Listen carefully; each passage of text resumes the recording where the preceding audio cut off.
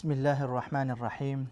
الحمد لله رب العالمين، والصلاة والسلام على الأتمان والأكملان على أشرف الأنبياء وإمام المرسلين نبينا وحبيبنا محمد وعلى آله وصحبه أجمعين ومن تبعهم بإحسان إلى يوم الدين. وبعد.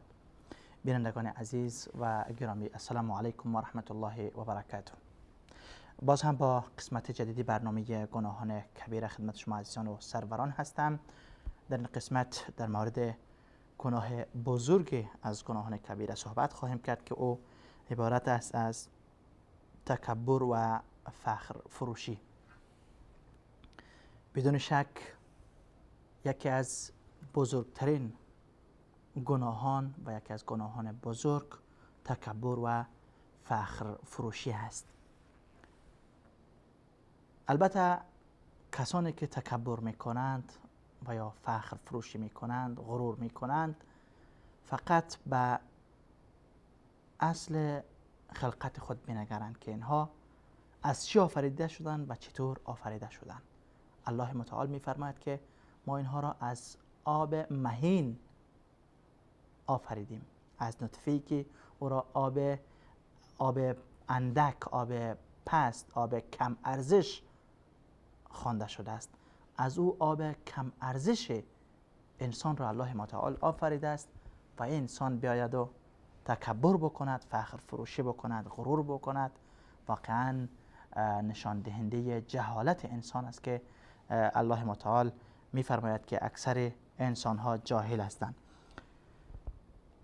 الله متعال از زبان موسی علیه السلام نقل میکند و میفرماید: اعوذ بالله من الشیطان الرجیم و قال موسی انی عذت بربی و ربکم من کل متکبر لا یؤمن بیوم الحساب.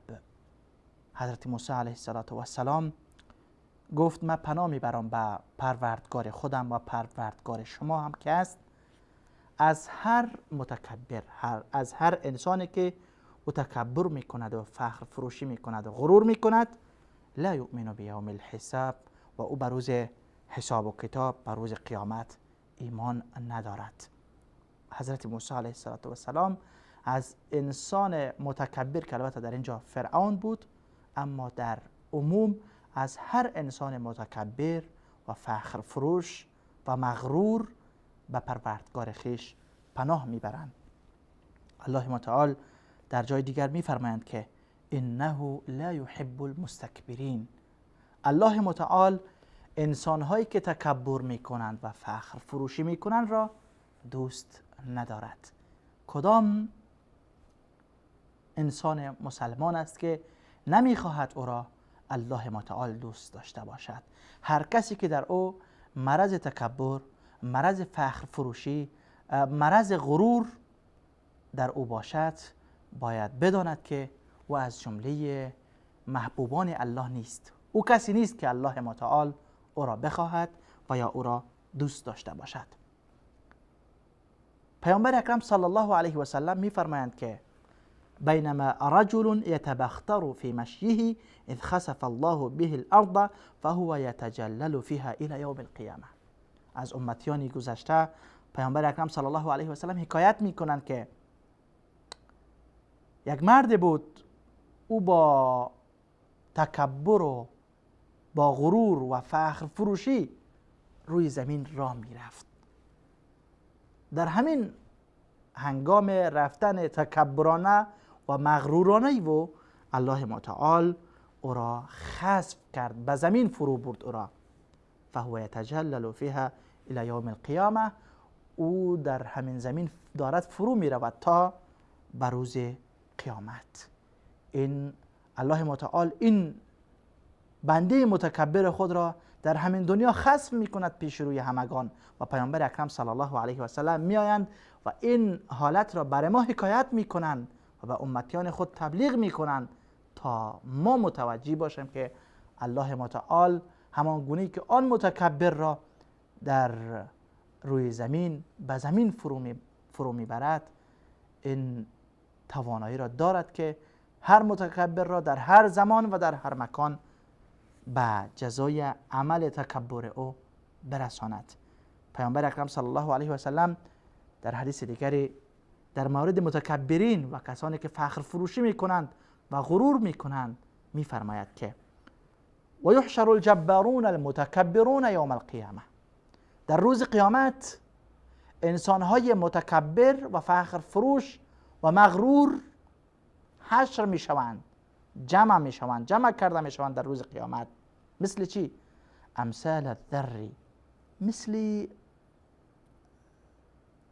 ذره های که در روشنی آفتاب وقتی که ما از یک کلکین داخل اتاق باشیم، از یک کلکینچه وقتی که سوراخ باشه، شعاع این آفتاب، ذره های این شعاع آفتاب را چگونه میبینیم؟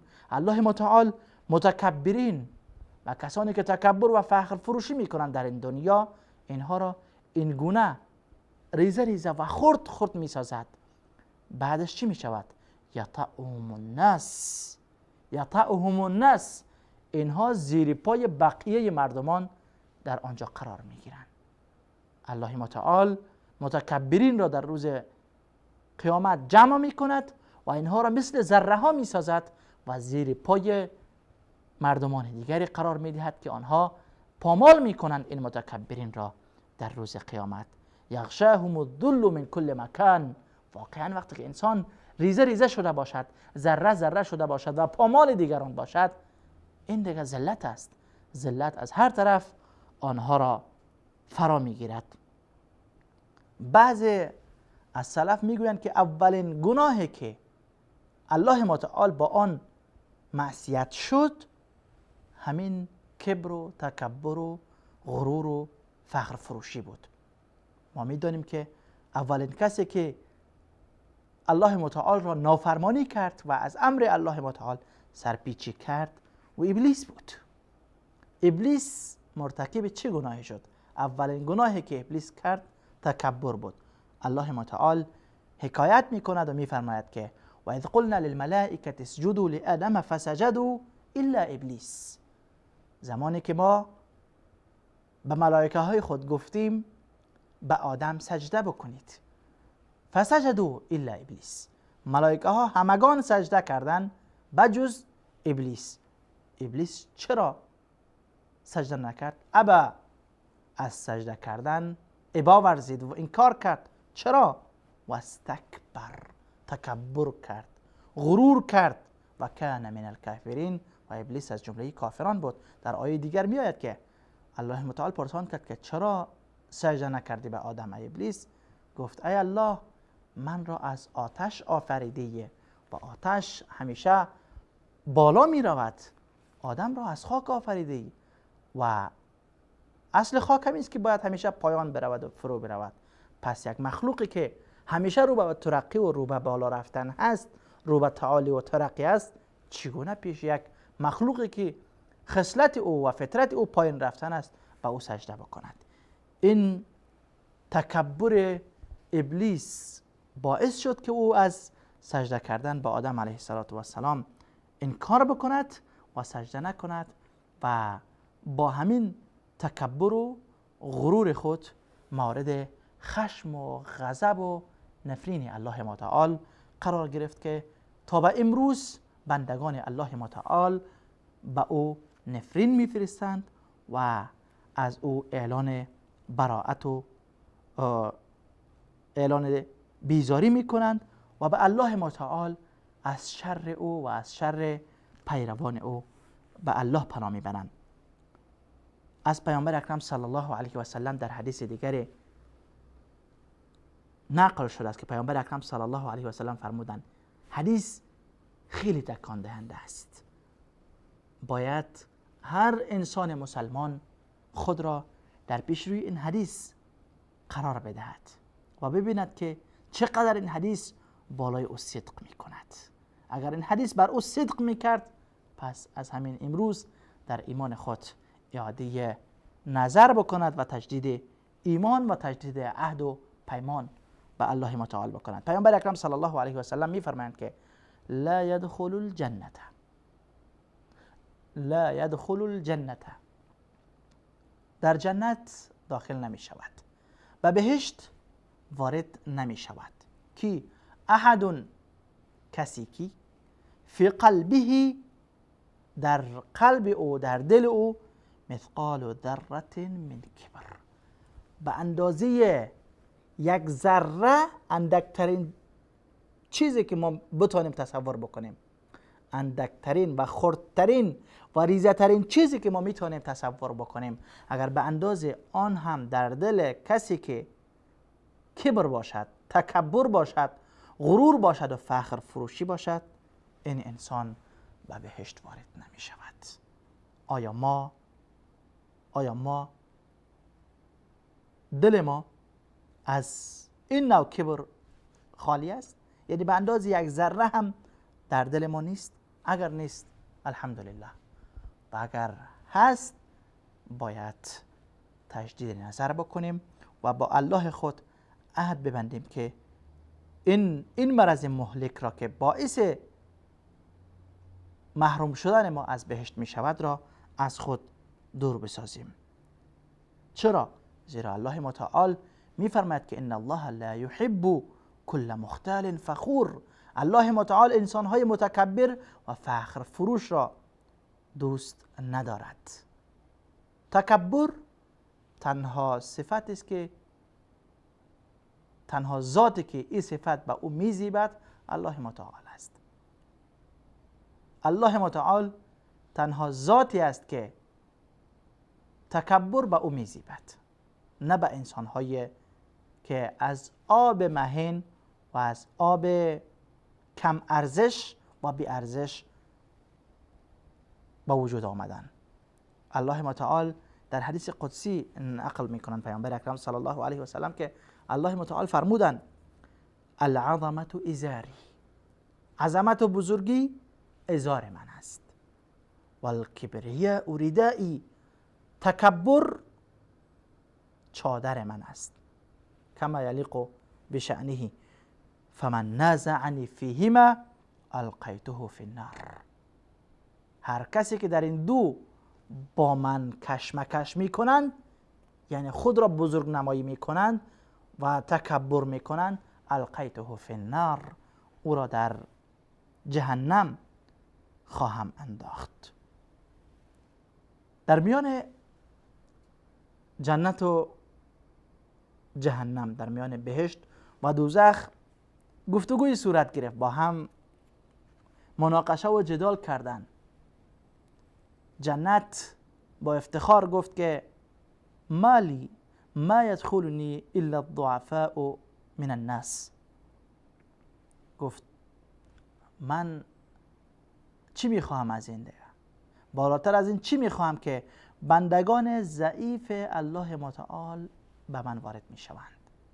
با افتخار بهشت میگوید که بندگان ضعیف الله به من وارد میشوند، از این بالاتر چی بخواهم؟ جهنم در جواب میگوید که و اوثرت بالجبارین والمتکبرین، من از این بالاتر چی بخواهم که الله متعال من را ترجیح داده است به بندگان متکبر خیش، به بندگان فخر فروش خیش. بهشت با داشتن مردمان ضعیف افتخار می کند و جهنم هم با داشتن مردمان متکبر افتخار می کند. به همین خاطر لقمان حکیم وقتی که به فرزندش وصیت می کرد، یکی از وصیت‌هایش همین بود که تکبر را در خود را ندهد. گفت ولا تصعر خدک للناس، از مردم رویگردان نشو، اعراض نکن. ولا تمشی فی الارض مرحا، در روی زمین با رفتار متکبرانه و فخر فروشانه راه مرو. ان الله لا يحب كل مختال فخور. یقینا الله متعال انسانهای متکبر و فخر فروش را دوست ندارد. کسانی که این مرض مهلک در وجودشان هست، هر کدامی از ما و شما باید با خود بسنجیم، با خود، با نفس خود مراجعه بکنیم، حساب و کتاب بکنیم. البته وقتی خود را با انسانهای بالاتر از خود قیاس بکنیم، قطعا تکبری در خود پیدا نمی کنیم، چون ما در مقابل کسانی که از ما بزرگ هستند، منصب و قدرت بالایی دارن، ثروت و زوری بالایی دارن، در مقابل آنها ما نمیتونیم تکبری بکنیم و فخر فروشی بکنیم. سعی بکنیم که دید ما، نظر ما در مورد انسان هایی که از ما پایین تر هستند، از نگاه ثروت، از نگاه وظیفه، از نگاه مال، از نگاه منصب و چوکی، اینجا دید ما چی است؟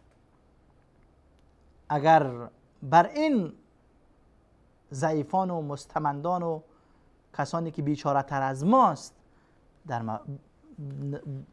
در دیدمان به اینها اگر تکبری داشتیم، غروری کردیم، فخر فروشی بر اینها داشتیم، باید به ایمان خود تجدید نظر بکنیم و حالت خود را مورد بازرسی قرار دهیم. اما به انسان هایی که بالاتر از ماست، اونجا که هیچ کس نمیتونه تکبر بکنه و کسی هم تکبر نمیکنه. تکبر همیشه انسان های بر مادون از خود، کسانی که از او پایین تر هستند در رتبه، در علم، در مال، در ثروت، اینجا آمده انسان ها تکبر و غرور میکنن. باید ما متوجه این امر باشیم. سلمه ابن اکوع نقل میکند که روزی مرد را پیامبر اکرم صلی الله علیه و سلم دید که با دست چپش غذا میخورد. با دست چپ غذا میخورد. یعنی کسانی که با دست چپ غذا میخورند یکی از علامت های تکبر هست. یکی از علامه ها و نشانی های انسان های متکبر امین است که با دست چپشان می نوشند، با دست چپشان میخورند. پیامبر اکرم صلی الله علیه و سلم به این مرد گفت که کل بیمینک، ای مرد با دست راستت بخور. این دست راست برای خوردن آفریده شده است. این مرد از باب تکبر گفت که لا استطیع، من نمیتونم، با دست راستم نمیتونم. پیامبر اکرم صلی الله علیه و سلم فرمودند که لا استطعت، واقعا تو نمیتونی. راوی که سلمه ابن اکوع است میگوید که ما منعه الا الکبر، این انسان را از این نافرمانی جز تکبر چیزی او را منع نکرد. یعنی تکبر و غرور او اجازه نداد که امر پیامبر اکرم صلی الله علیه و سلم را بپذیرد و با دست راستش غذا بخورد. همین که پیامبر اکرم صلی الله علیه و سلم گفت تو واقعا نمیتونی، بعد از این دست راست این مرد خشک شد و هرگز دست راستش را بلند کرده نمیتوانست. از عبدالله ابن عمر رضی الله عنهما روایت است که میگوید شنیدم پیامبر اکرم صلی الله علیه و سلم را که فرمودند ما من رجل یختال فی مشیته و یتعاظم فی نفسه الا لقی الله و هو علیه غضبان. پیامبر اکرم صلی الله علیه و سلم فرمودند نیست هیچ مردی که می رود در راهش اما رفتار